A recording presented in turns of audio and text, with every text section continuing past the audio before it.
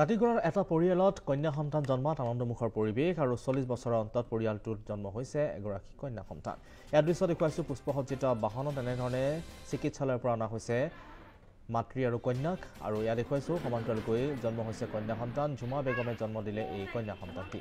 হাস্পাতালৰ পৰা ফুলেৰে সজ্জিত বাহনত কন্যা সন্তানটিক ঘৰলৈ অনা হৈছে।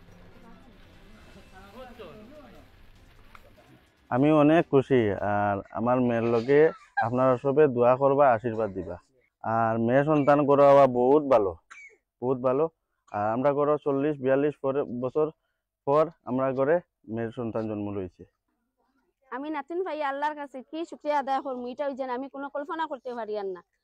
40-42 বছর পরে আমার ঘরে একটা যেন আমার ছেলের একটা মেয়ে সন্তান জন্ম আল্লাহ দান করছেন ওইটাই লাগিনো সন্তুষ্ট। আমি নাতিন ভাইয়া খুব বেশি খুশি আর আজকে তারার ঘরও প্রায় 40-42 বছর পর মোটামুটি একটা মেয়ে সন্তান হয়েছে। আর ই গরো লাগি না অন্য জেসার গরো ও মেয়ে সন্তান পাওয়া বহুত খুশখবরি।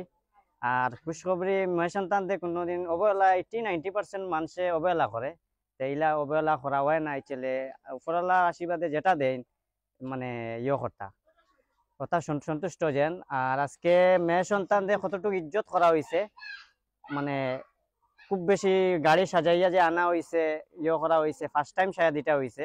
আর আগামীতে যদি কেউ মেয়ে সন্তান পায় তে ওলা ইজ্জত দিত, ওলা রেসপেক্ট করতো যেন। মানে মেয়ে সন্তান খুব বেশি মা বাবার মানে খুব বেশি থাকে, প্রিয় থাকে।